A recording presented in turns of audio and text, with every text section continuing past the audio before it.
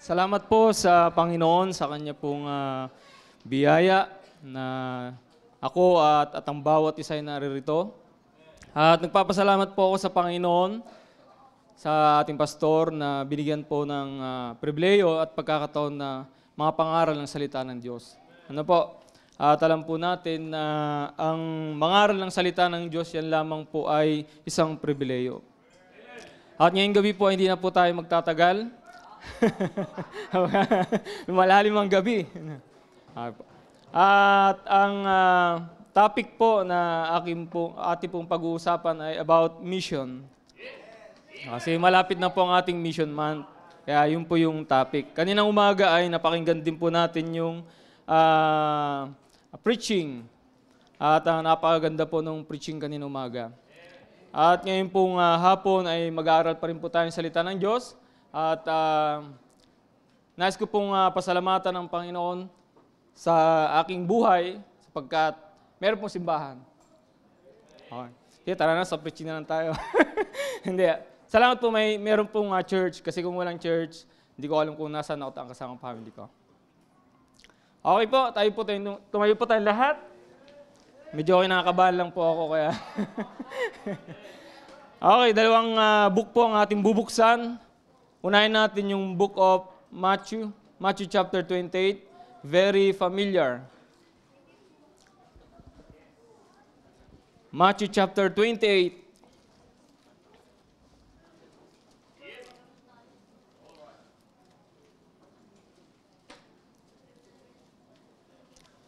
Verses 18 to 20. Basahin po natin ng sabay-sabay ang Matthew chapter 28, from verse 18 to verse 20. Okay, unahin po natin. Verse 18. Ready, read. And Jesus came and spake unto them, saying, All power is given unto me in heaven and in earth. Go ye therefore and teach all nations, baptizing them in the name of the Father and of the Son, teaching them to observe all things whatsoever I have commanded you. And lo, I am with you always, even to the end of the world. Amen. Buksan po natin sa John chapter 3. John chapter 3, basahin po natin from verse 14 to verse 21.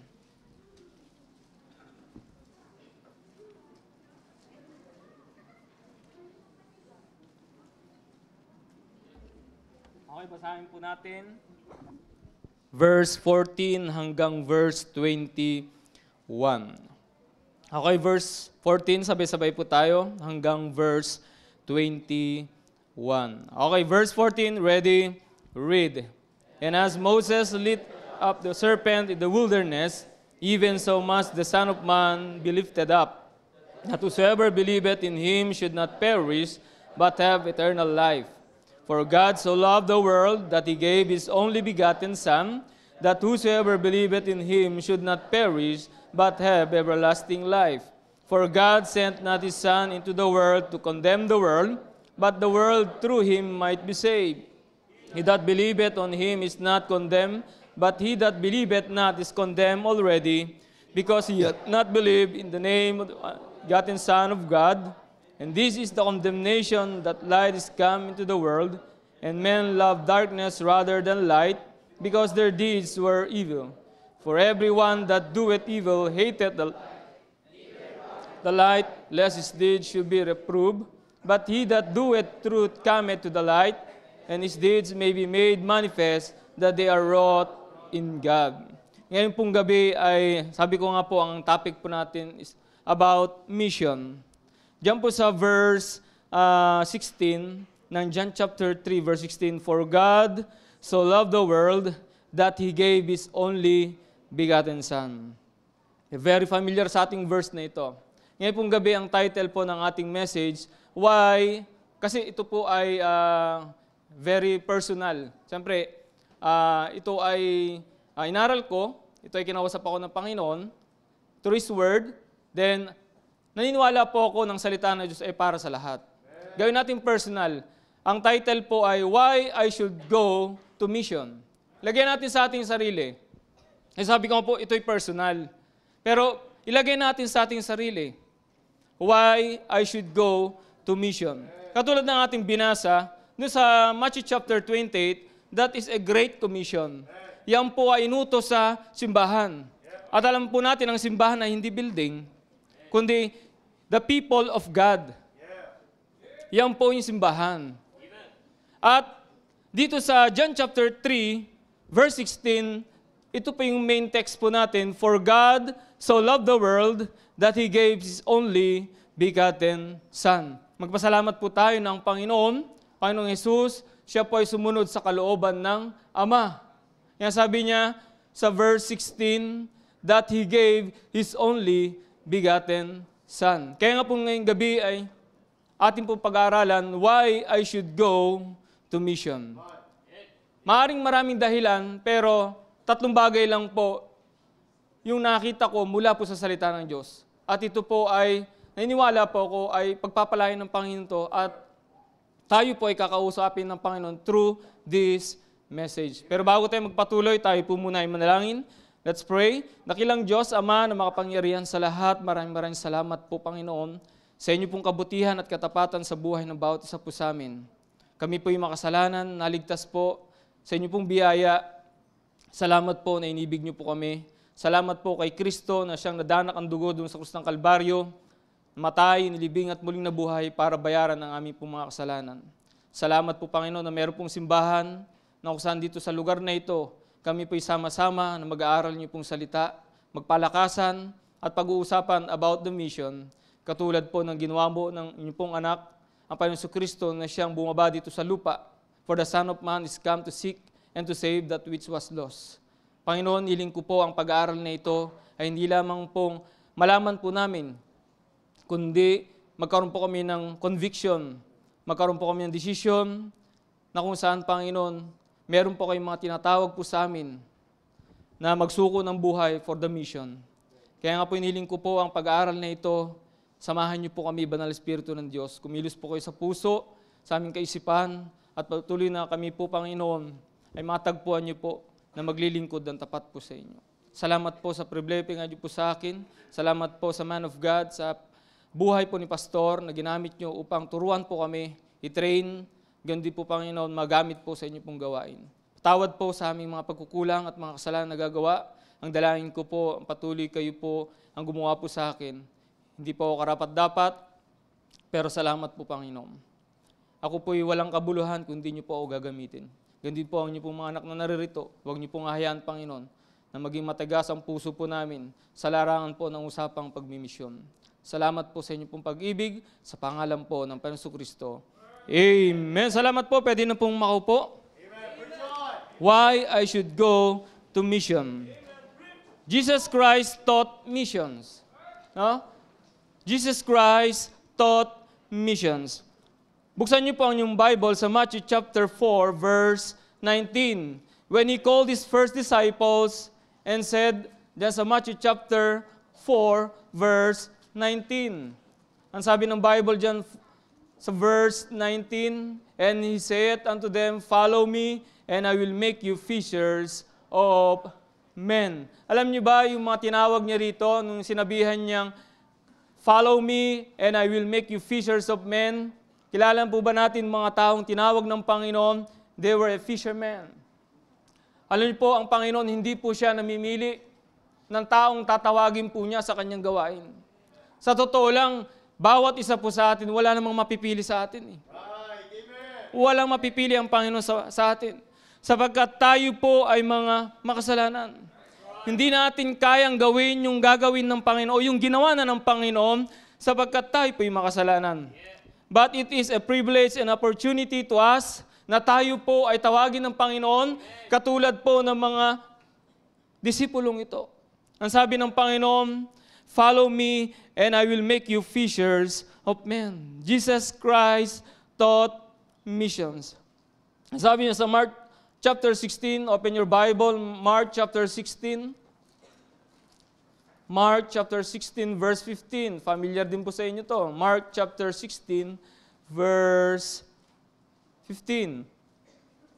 Ang sabi ng Bible, And He said unto them, Go ye into all the world and preach the gospel to every creature. Makikita natin walang sinisino, walang pipiliin. Lahat ng taong mga makasalanan na pahiwalay sa Diyos, nangangailangan ng kaligtasan, yan po ang sinabi ng Panginoon. Go ye into all the world and preach the gospel to every creature. Jesus Christ is the first missionary. And the purpose of Christ's coming, nabasa na po natin yan sa Luke 19, verse 10. For the Son of Man is come to seek and to save that which was lost. Siya po'y pumarito rito sa lupa. Yung pumunta lang siya na walang dahilan. Pero merong purpose yung pagpunta ng Panginoon dito sa lupa. For the Son of Man is come to seek and to save that which was lost. At ang sabi ng John chapter 6, buksan niyo po, John chapter 6 verse 38. John chapter 6 verse 38. John chapter 6 verse 38. And this is, for I came down from heaven and not to do mine own will, but the will of Him that sent me. Makita natin na ang Panginoon, iniwan niya sa kalangitan, sinunod niya ang kalooban ng Ama, na kahit yung kanyang mararanasan, ay kahit yung buhay po niya ibigay niya. Pero sabi niya sa verse 38, for I came down from heaven not to do mine own will, but the will of Him that sent me. That the purpose of Christ coming. Pero alam niyo, nakakalungkot, mga kapatid, marami pong simbahan, marami pong mananampalataya, they oppose mission. No?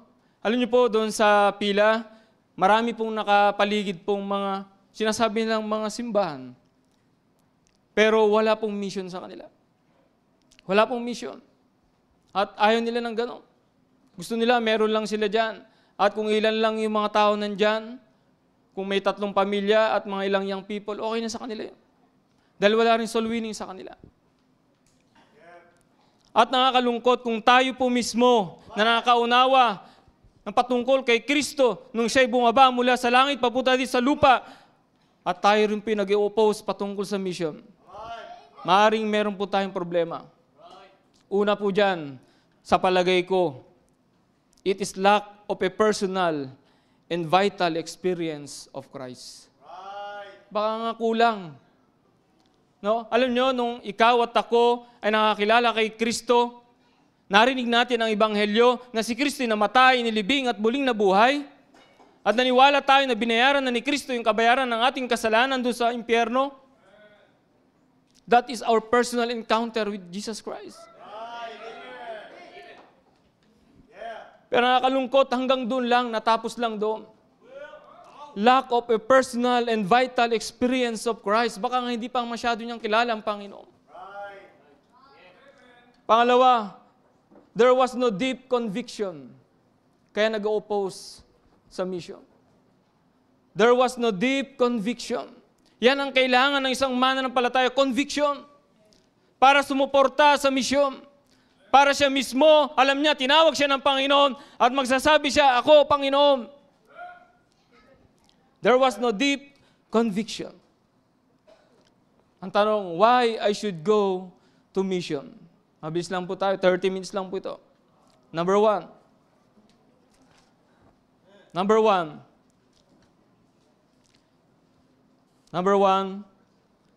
why I should go to mission? Because realization of what we have in Christ. Why I should go to mission? Ito po'y personal. Kung na-realize natin na si Kristo po, siya mismo ay bumaba dito sa lupa. Para gampanan yung bagay na alam natin sa kaisipang tao ay mahirap yon. Diyos na nagkatawang tao, pero ginawa niya para sa atin. Realization of what we have in Christ. Dumating ba sa punto sa buhay po natin na na-realize na natin yung mga bagay-bagay na meron tayo? Nung unsaved tayo, ano yung realization? Yung pagtanto natin sa mga bagay-bagay na meron tayo. Na-realize ba natin yung mga bagay na yun na meron tayo nung tayo unsaved? At kung ikukumpara natin na tayo ngayon na nakatiyak na ng langit, meron tayong buhay na walang hanggan, napagtanto ba natin yung mga bagay na yon? At kaya ba natin ikumpara yung bagay na nakaraan at sa ngayon sa hinaharap? Realization of what we have in Christ.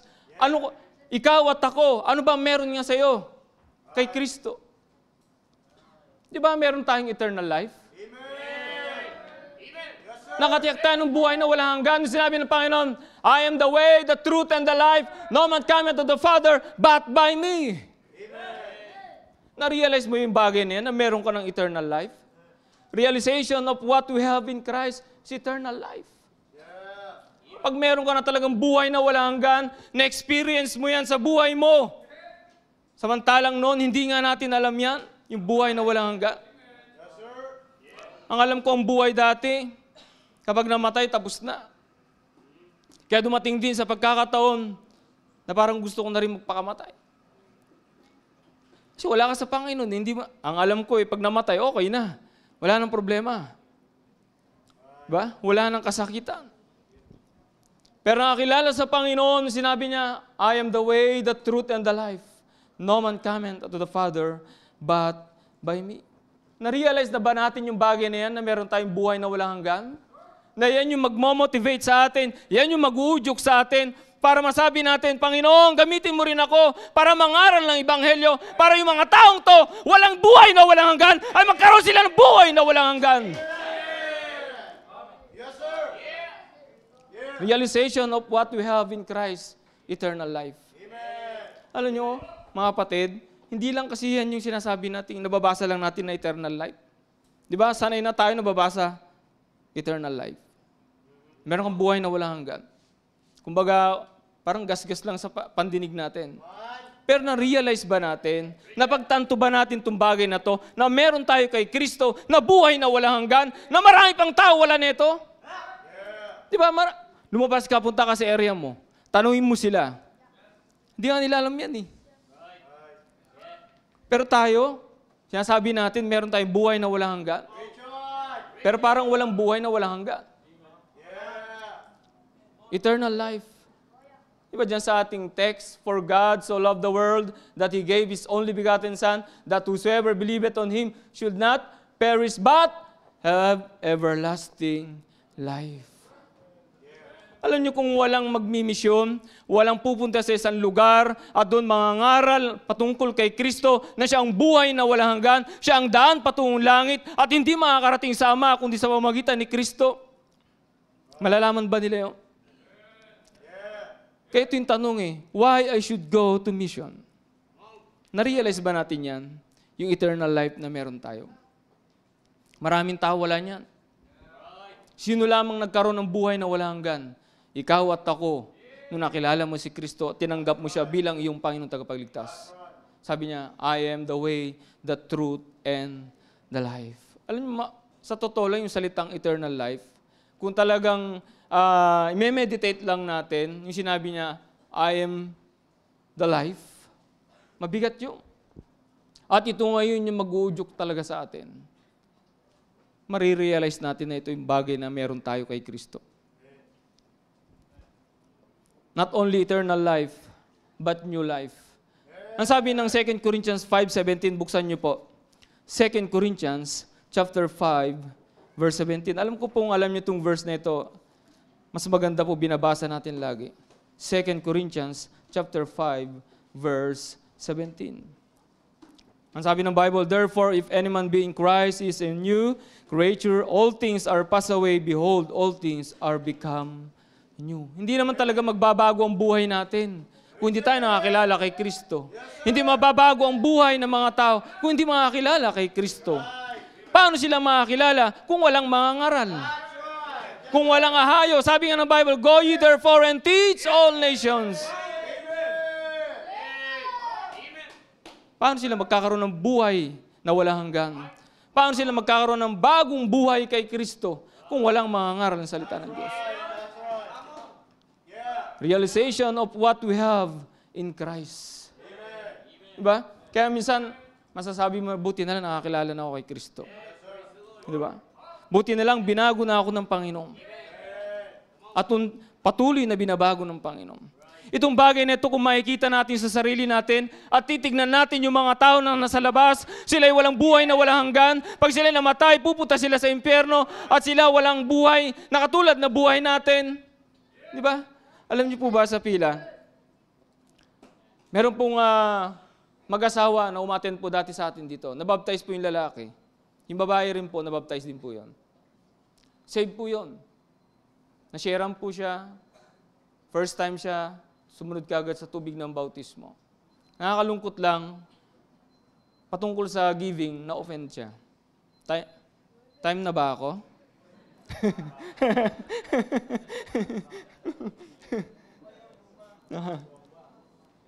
Nakakalungkot lang, na-offend po siya. Patungkol sa giving. Matagal, lumipas po, halos 1 taon, nakabalik siya ulit. Pero sa Bible study po namin noong Friday, doon po sa Bible study po namin Friday sa pila, umattend po silang mag-asawa. Pero hindi ko alam ang background kung ano na nangyari sa kanilang mag-asawa. Yung pala ay muntikan na silang maghiwalay.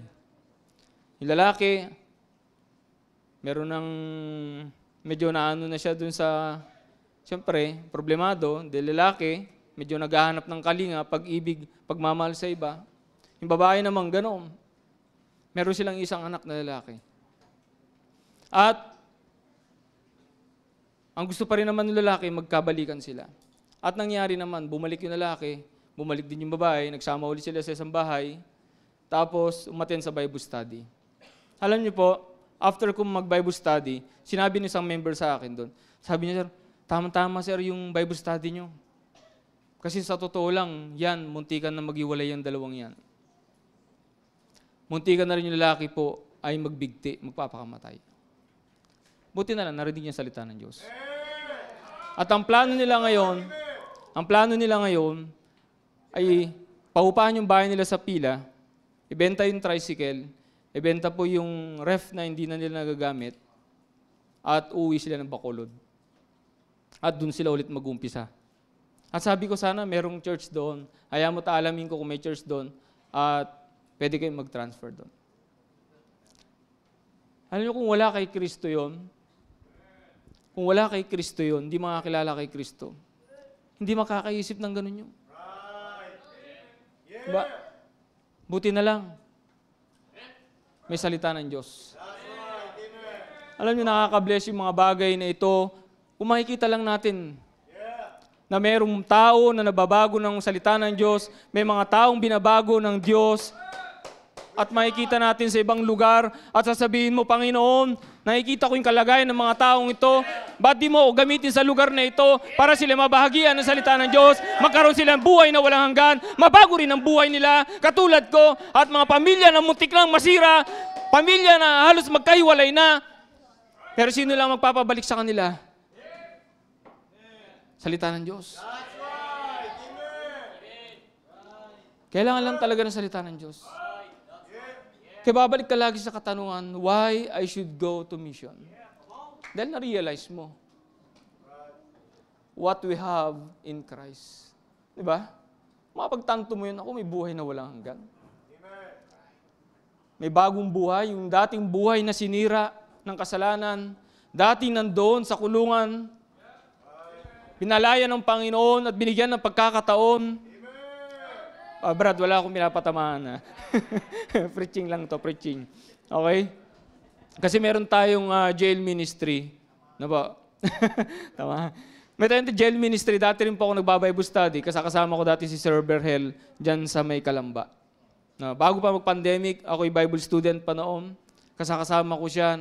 Nagbabible study kami. At makikita mo yung kalagayan ng mga tao. Pag tinanong mo, sabi, Brad, kung ihingi ka ng isang kahilingan na ano ang nais mo, sabi niya, makalaya na po ako. Sabi ko, bakit? Gusto ko nang balikan ng pamilya ko, magbagong buhay. Yun talagang gusto ng tao, magbagong buhay. Kaya lang ang hirap, hindi sila mapagbago, gawa ng walang magbabago sa kanila, na walang salita ng Diyos, walang mangangaral sa lugar na yon, walang pupunta doon para mangaral, mangatok ng bahay, para ibigay ang tracts. Paano mababago yung buhay nila? Kasi wala nga nangangaral sa salita. Why I should go to mission? Patlo,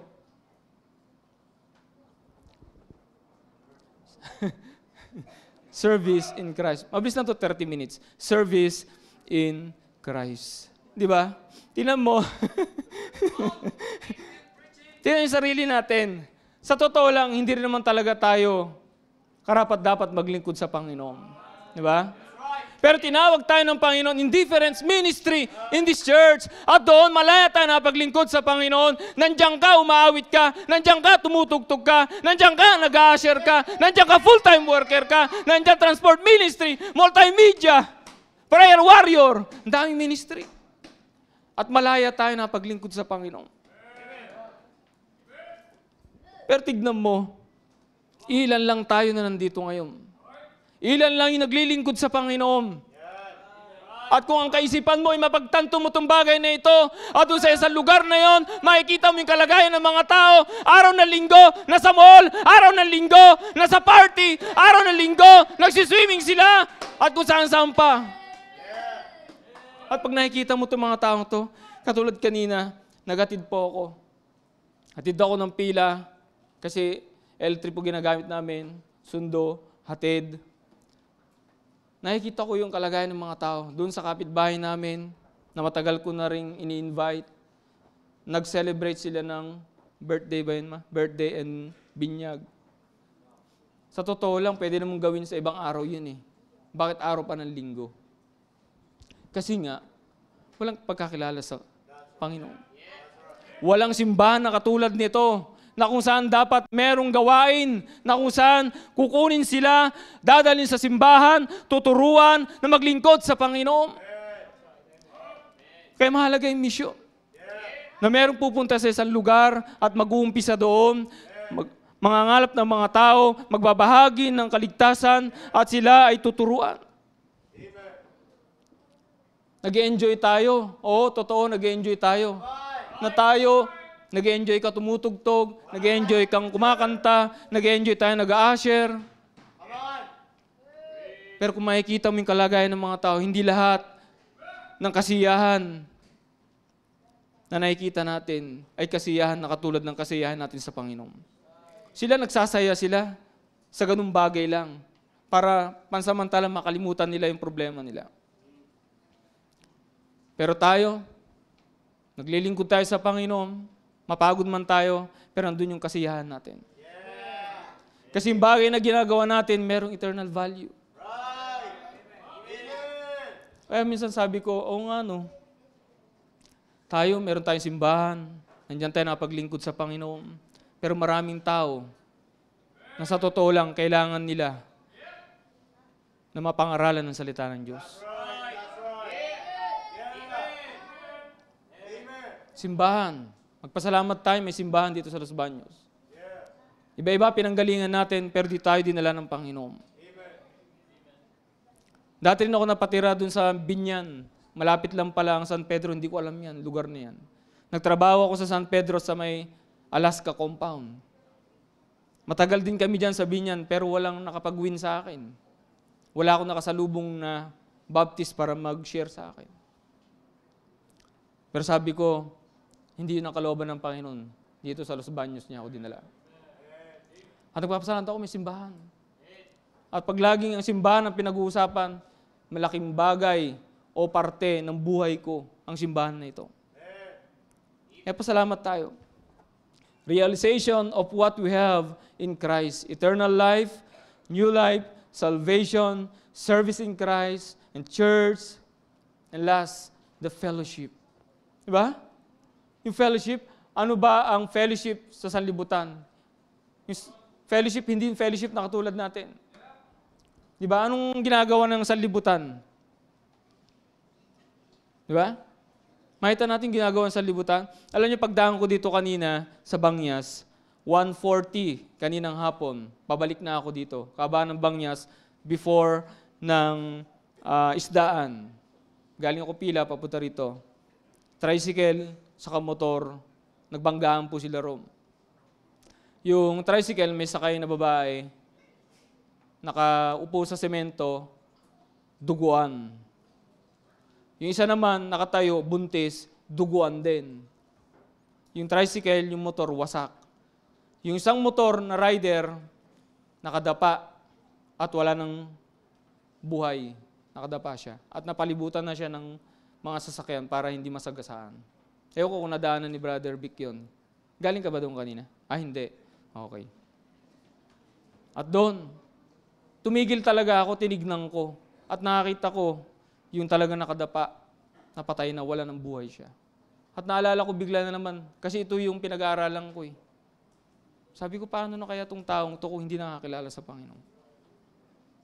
Hindi man lang niya naranasan ang magkaroon ng fellowship sa Panginoon. Yan yung sinasabi kong fellowship. Yung fellowship na meron tayo na hindi nararanasan ng tao. At paano nila mararanasan yung fellowship na yan? Yung magkaroon sila ng simbahan, yung makapaglingkod sila sa Panginoon, yung magkaroon sila ng bagong buhay, yung magkaroon sila ng eternal life. Kung ikaw at ako ay hindi pupunta at mangangaral ang salita ng Diyos. Napagtanto ba natin yung mga bagay na yan? Realization of what we have in Christ. At dapat yun yung mag-uudyok sa atin. To give our life. Kaya lagi sinasabi ni Pastor, kung ikaw ay tinawag ng Panginoon, sinuko mo ang buhay mo, ikaw ay nagsuko ng buhay para sa misyon, dapat gagawin mo yan kasi nga binigay mo na sa Panginoon. Sa totoo lang naman, nung pinag-aaralan ko rin kanina to, medyo naano rin ako sa sarili ko. Sabi ko, Panginoon, okay na ako dito sa Los Baños. Kung ano pagawa ni Pastor dyan, yun lang gagawin ko. Pero sabi ko, ito pinag-aaralan ko, why I should go to mission. Kaya naano ako.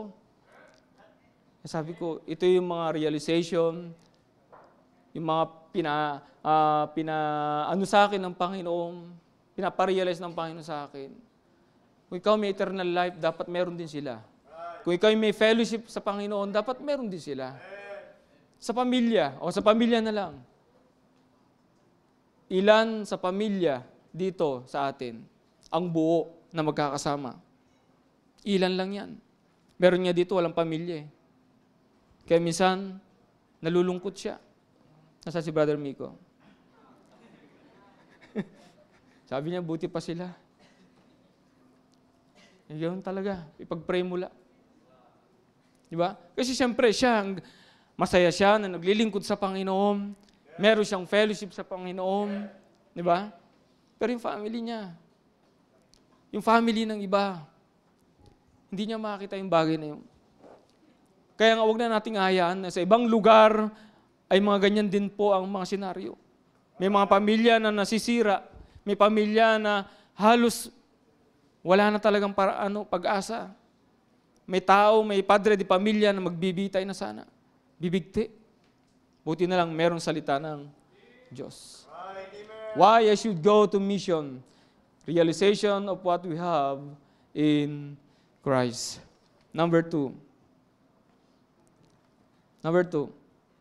It is simply the command of Christ.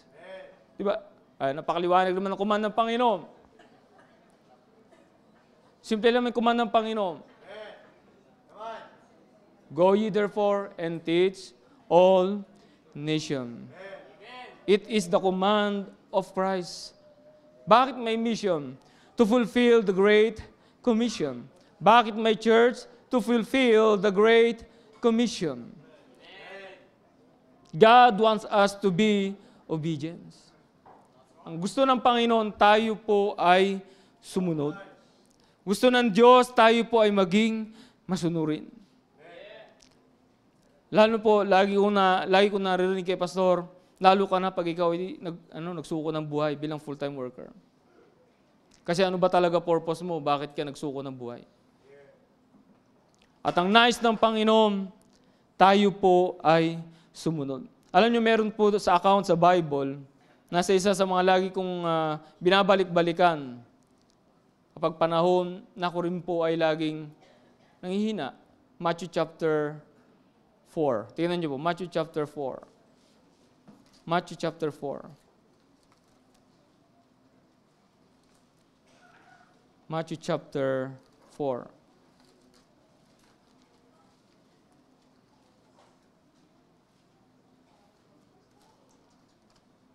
Matthew chapter 4, verse 18 to verse 22. Verse 18 ng Matthew chapter 4. And Jesus, walking by the Sea of Galilee, saw two brethren, Simon called Peter, Andrew his brother, casting a net into the sea, for they were fishers. And he said unto them, Follow me, and I will make you fishers of men. And they straightway left their nets and followed him. And going on from thence, he saw other two brethren, James the son of Zebedee, and John his brother, in a ship with Zebedee their father, mending their nets, and he called them, and they immediately left the ship and their father, and followed him. Alam niyo yung salitang dalawa dito nag-strike sa akin? And they straightway left. Tapos yung isa, and they immediately left. At alam niyo, kung mapapansin niyo rin sinabi ng Bible dyan, lilit talaga ng letra nito.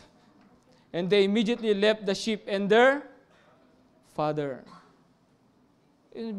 Binasa ko na paulit-ulit, sabi niya, and they immediately left the ship and their father. Not only the ship, but their father. Meron ka talagang iiwanan pala talaga. At isa sa pinakamasakit at pinakamahirap, yung meron kang iiwanan. At hindi mo na kailan babalikan pa. At itong account na ito, pag lagi ko nababasa, bumabalik ako lagi doon sa panawagan ko sa Panginoon. At napakaganda ng example na yan at makikita natin, sabi ng Bible, they straightway left.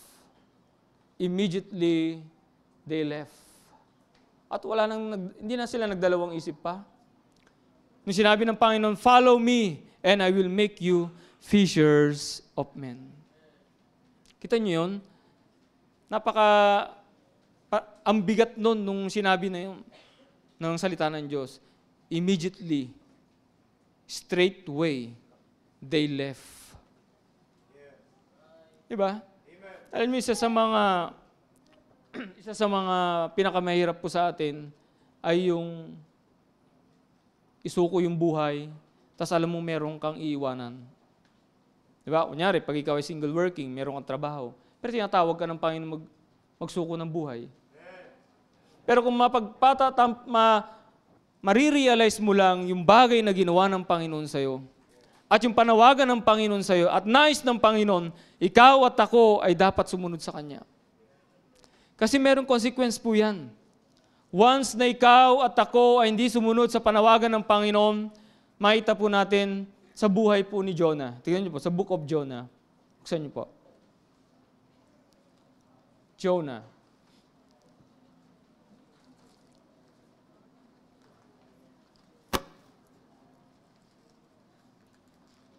Jonah.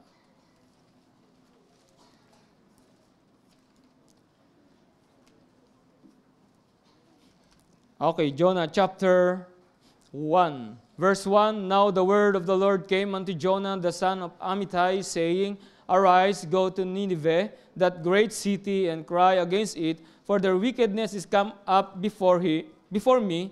But Jonah rose up to flee unto Tarshish from the presence of the Lord. Ayan pong nakakalungkot. Sa isang tinawag ng Panginoon, sa isang lingkod ng Panginoon, tinawag siya, nagsuko siya ng buhay, pero tumatakbo sa presensya ng Diyos. Tumatakbo sa panawagan ng Panginoon. Samantalang sino ba naman tayo kung babalikan mo yung buhay mo at buhay ko, kung babalikan mo lang yon na wala naman talagang makikita magandang bagay at makasisabi mo yung buhay mo noon, hindi mo may pagmamalaki. Tapos ito ngayon, tinawag ng Panginoon at sabi ng Panginoon, ikaw ay tinatawag ko, ikaw ay pupunta sa isang lugar at doon mangangaral ka ng salita ng Diyos sapagkat yung mga taong doon ay hindi nakakilala sa akin, ang kanilang kasalanan ay abot na hanggang sa sangkalangitan, kaya ikaw ay dapat mangaral doon. Pero tinakbuhan niya. At makikita natin yung nangyari. Merong cursing. Tingnan sa chapter 1 pa rin, verse 4. Ang sabi ng Bible, "But the Lord sent out a great wind into the sea, and there was a mighty tempest in the sea, so that the ship was like to be broken." Buti sana kung mag-isa lang siya dyan eh. Pero meron siyang kasama. Alam niyo po, yung pag-disobey sa Panginoon, may madadamay. May madadamay. Katulad niya, may nadamay sa pagtakbo niya sa Panginoon. Kung babasahin niyo po yan, chapter 1, hanggang sa matapos yung chapter na yan, makikita niyo po yung nangyari.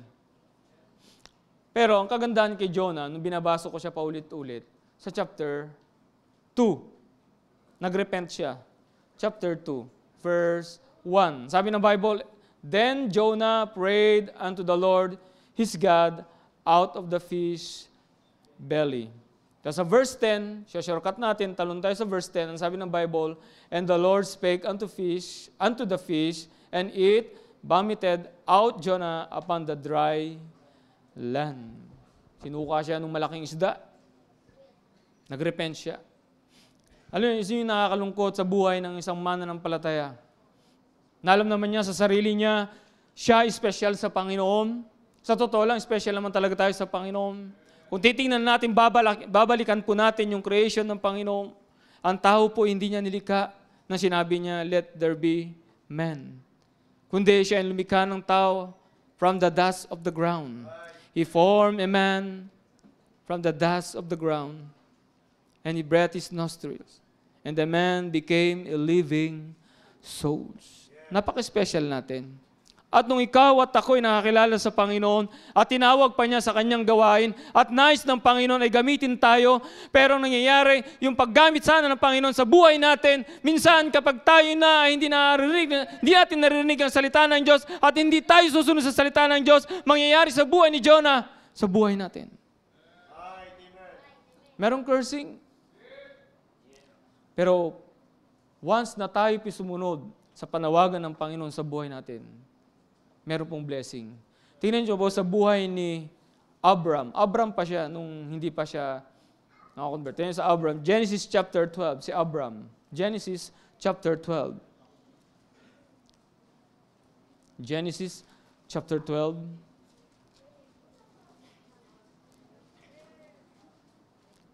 Verse 1. Genesis chapter 12. "Now the Lord had said unto Abram, Get thee out of thy country, and from thy kindred, and from thy father's house, and to a land that I will shew thee, and I will make of thee a great nation, and I will bless thee, and make thy name great, and thou shalt be a blessing. I will bless them that bless thee, and curse him that curseth thee, and thee shall all families of the earth be blessed. So Abram departed as the Lord had spoken unto him." Sabihin mo, pagpapalahin ka ng Panginoon, pangako ng Panginoon yun eh. Kaya kung iniisip natin minsan, at ako rin kadalasan pag iniisip ko, parang hindi ko kaya itong bagay na ito. Parang ayaw kong gawin yung bagay na yan. Pero pag binabalikan ko sa buhay ng mga natala sa Bible na to, katulad ni Abraham, pinagpala siya ng Panginoon. Sipin mo, aalis ka doon sa lugar, kung saan ka doon lumaki, kasama ang pamilya mo, maayos naman ang buhay mo kasi meron naman silang source of income. Mayaman naman sila. Pero wala nga lang pagkakilala sa Panginoon. Pero siya ay nakakilala sa Panginoon, tinawag siya, umalis ka dyan. At dadaling kita doon sa lugar kung saan pagpapalain kita.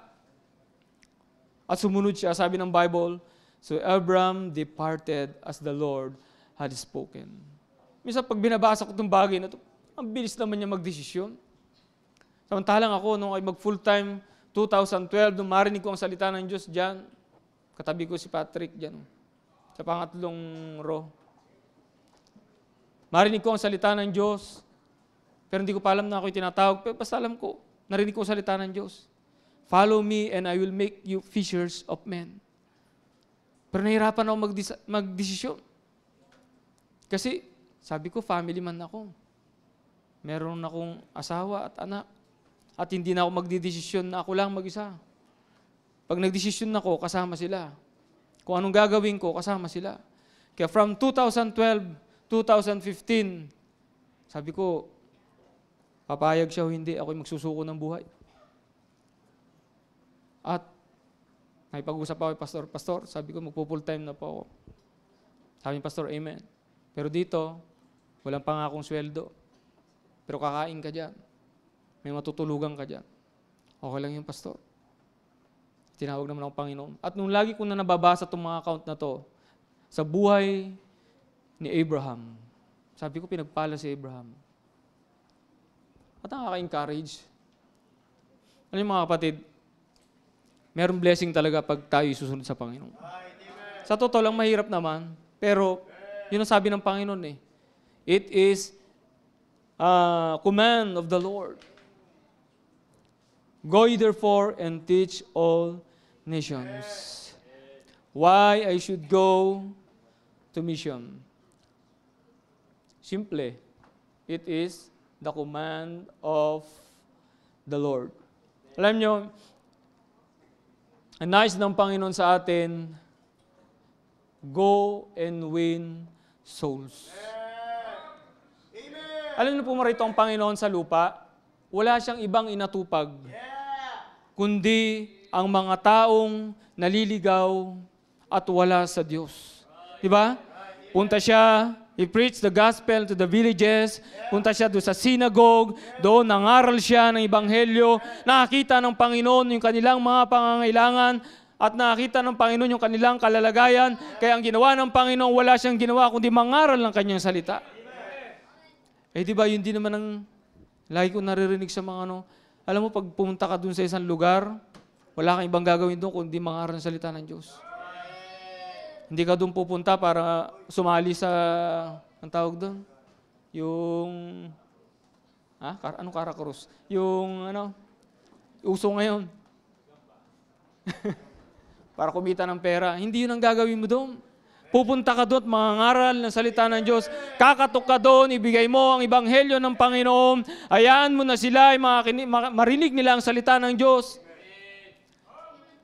Sabi ko, nakita ko sa buhay ng Panginoon na yun nga lang ginawa niya. Hindi siya pumunta doon sa synagogue, hindi siya pumunta doon sa mga villages para mag-alok ng forever living. Meron pa ba doon? Forever life. Ang ginawa ng Panginoon ay nag-preach.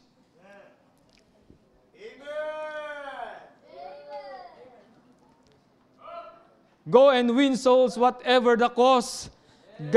Go and preach the gospel.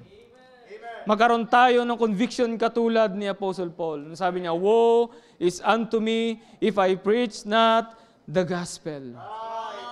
Ang sabi ni Apostle Paul, brethren, my heart desire and prayer. Dapat yun yung ating conviction. Why I should go to mission. Number 3. Compassion for human suffering. Kaya babalikan natin yung ating text sa John chapter 9. John chapter 9. John chapter 9.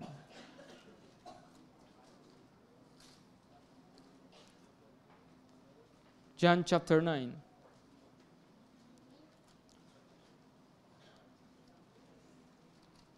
Verse 36. Tama ba itong Matthew chapter 9? Sorry, naduduling ako. Matthew chapter 9. Matthew chapter 9, verse 36. But when he saw the multitude, He was moved with compassion on them because they fainted and were scattered abroad, and sheep having no shepherd. Alam mo yung compassion ng Panginoon? Sabi ko, sana magkaroon ako ng compassion na katulad ng Panginoon. When He saw the multitude, He was moved with compassion. Nakita ba natin ang kalagayan ng mga tao? Nakita na rin ba natin ang nakita ng Panginoon? Naapektuhan na rin ba tayo sa mga nakikita natin? Katulad ng binanggit sa Lamentations chapter 3 verse 51. Buksan yung Bible nyo.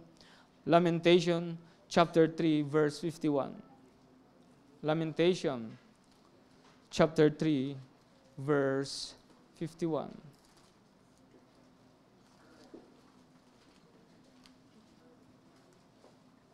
Nawawala si Lamentation.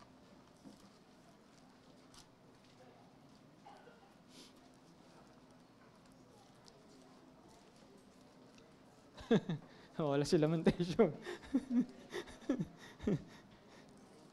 Jeremiah.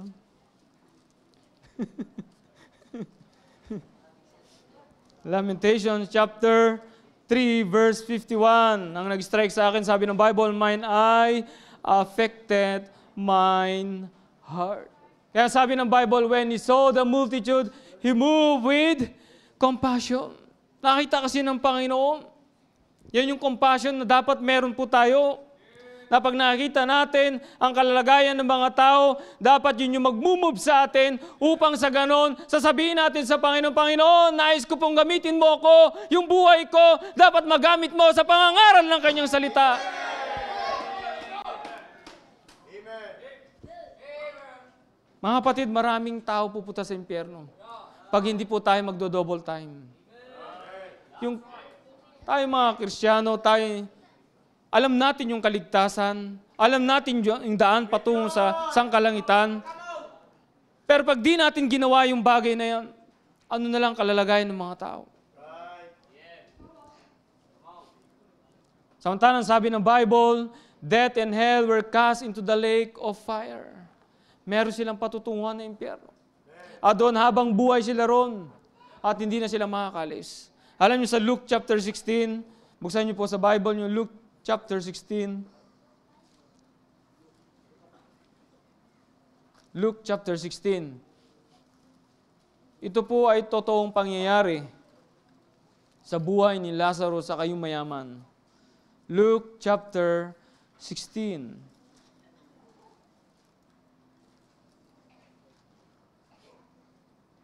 Luke chapter 16 verse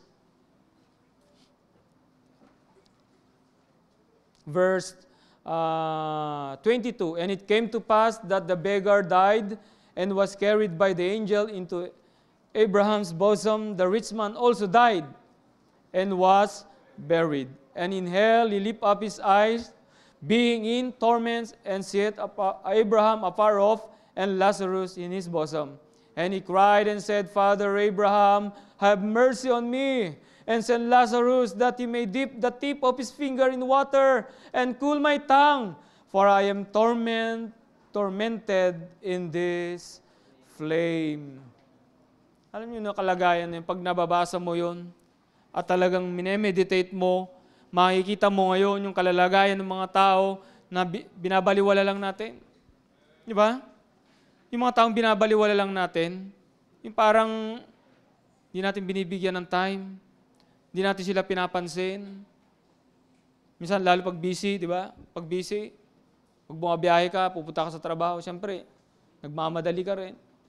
Pero pag may time ka na ikay magbahagi ng salita ng Diyos, sapagkat yan, utos ng Diyos, go ye therefore and teach all nations, at magkaroon tayo ng compassion sa kanila, na yung kanilang kahihinatnan, sila ay maghihirap dun sa pinampyerno. Katulad nito, meron ako nakausap, sabi niya, Pastor, yan naman ano lang yan, parable lang yan. Sabi ko, malalaman mo yan pag nasa impyerno ka na. Ayaw mo maniwala. Yung kalagayan ng mga tao. Kaya kung titingnan natin, di ba, yung lumipas ang isang linggo, nakapag-share ba tayo? Nakapag-share ba tayo ng gospel? the death, burial, and resurrection of Jesus Christ? Doon ba sa mga kaklase nyo, nasharean nyo ba sila pa isa-isa? Kaya yung sabi ko dito sa mga high schooler, doon sa pila. Sabi ko, walang araw na hindi ka dapat nakapag-share kahit isa-isa, dala-dalawa doon sa mga classmate nyo. At picturean nyo kasi kailangan natin yung sa picturean nyo. Sabi si Yuri po, sabi ko wala mo siya share si Yuri, nasa academy yan .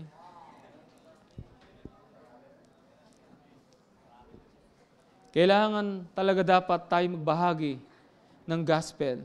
Share the gospel, the death, burial, and resurrection of Jesus Christ. Alam niyo, pag sinabing meron kang compassion, dapat pinagpipray din po natin. Pray for them. Mahalaga po yun. Alam niyo, may mga taong hindi madali, may mga taong mahirap na i-approach. No, may mga taong gano'n na encounter ako. Sisharean mo na, unti-unti mo na binabahagi, biglang ayaw talaga nila. Meron niya ako sinirang kabataan na babae, nakinig siya. Pagka nung prayer na ayaw na niya, sabi ko, tanggapin mo si Kristo bilang tagapagligtas mo. Sabi niya sa akin, hindi ko po kailangan tanggapin si Kristo. Sabi ko, nagulat ako. Sabi ko, bakit? Hindi naman Diyos si Kristo. Malaman ko, iglesia ni Kristo. Tapos yung matanda rin doon, pag tumawid ka na po from San Miguel, pupunta ka na sa Barangay Dagatan. Dagatan po, hindi dagat-dagatan. Barangay Dagatan, Liliw. Nag-solwining po kami doon, meron po isang matanda, ganun din. Sinarang ko siya, papunta na sa sinner's prayer, ayaw niyang tanggapin. At sabi rin niya sa akin, hindi ako naniniwala kay Kristo. Kaya hindi niya tinanggap. Alam mo yun? Pero ganun pa man, iniwanan ko siya ng gospel tracts. At sabi ko, basahin mo po yan. Baka sakaling dumating ang pagkakataon na matay po kayo at hindi nyo natiyak, pupunta po ako sa impyerno.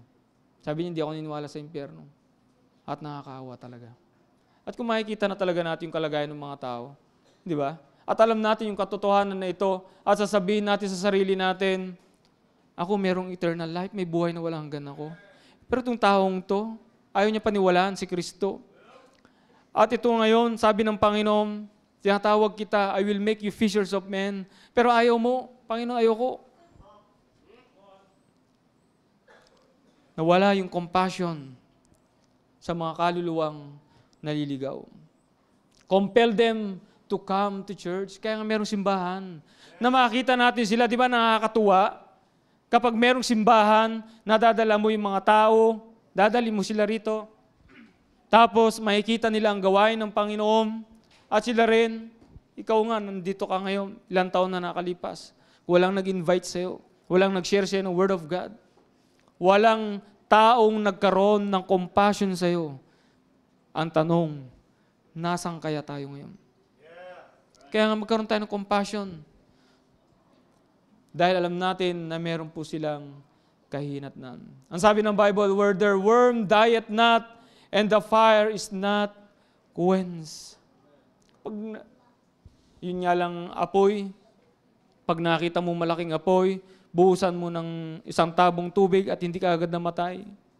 Talagang pipilitin mong papatayin yun kasi lalaki yung apoy na yun. Pero kung ini-imagine mo, makikita mo yung apoy na sinasabi ng impyerno at makikita mo yung kalagayan ng tao, sisigaw na lang siya doon at sinusunog siya doon at masasabi niya, kung kamag-anak mo siguro, pag iniisip ko yung kamag-anak, sabi, ikaw, Richie, hindi mo sinare sa akin yung patungkol kay Kristo. Ngayon nandito ako, parang pag ini-imagine ko. At nagpapasalamat po ako sa Panginoon, tagal ko din prayer, pinayagan ako ni Pastor, nung pumunta po ako sa Pampanga, ito po yung kamag-anak ko sa side ng mother ko, De La Cruz. At nag-preach po ako ng gospel doon. At lahat po sila tumanggap sa Panginoon. At nakakatuwa rin po kasi nag-chat po siya sa akin. Sabi niya, pwede naman yung bahay namin gamitin natin para sa Bible study. At chinat niya ulit ako kagabi. Sabi niya, musta ka na? Sabi ko, wala pa po si Pastor. Hindi ko pa po nakakausap. Nasa Osamis pa. At sinasabi niya sa akin, pwede daw gamitin yung bahay nila for Bible study doon sa Pampanga. At pinagpipray ko rin po talaga yun, yung Pampanga na yun. Kasi marami po akong kamag-anak doon. Bulacan, papuntang Pampanga. Mga De La Cruz po yun. Kaya sabi ko, Panginoon, yung compassion na meron ka, yun din dapat ang meron ako. When he saw the multitude, he was moved with compassion.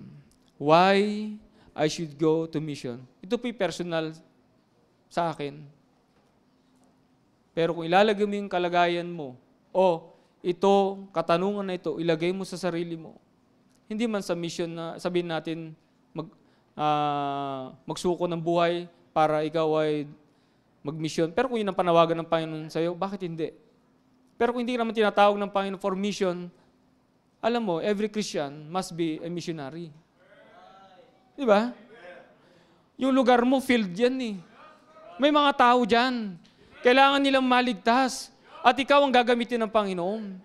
Kung hindi ka mandalin ng Panginoon, katulad ng mga missionary, sa foreign or local, di lalagyan natin sa puso't isipan natin, every Christian must be a missionary.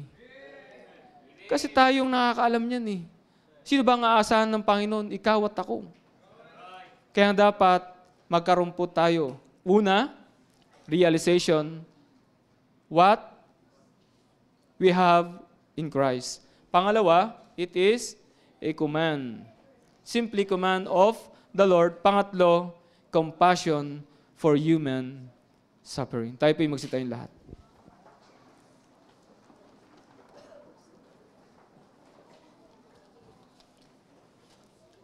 Let's pray. Panginoon, salamat po muli sa pangangaral niyo pong salita.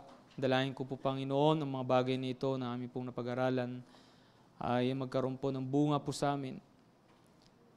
Lalo na po, Panginoon, sa larangan ng pangangaral ng inyo pong ebanghelyo. Upang ang mga tao ay maabot, mga ligtas, mabagong buhay, magkaroon po ng katiyakan ng langit at buhay na walang hanggan. Ganti po, Panginoon, nilalapit ko po sa inyo ang Great Commission na patuloy na magawa po namin ang simbahan na ito. At kung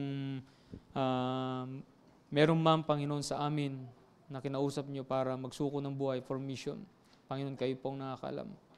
Salamat po, Panginoon, sa inyo pong mga anak na naririto. Kayo po ang patuloy na mangusap through the invitation. Salamat po, Panginoon, sa inyo pong pag-ibig sa pangalan po ng Panginoon Kristo. Amen.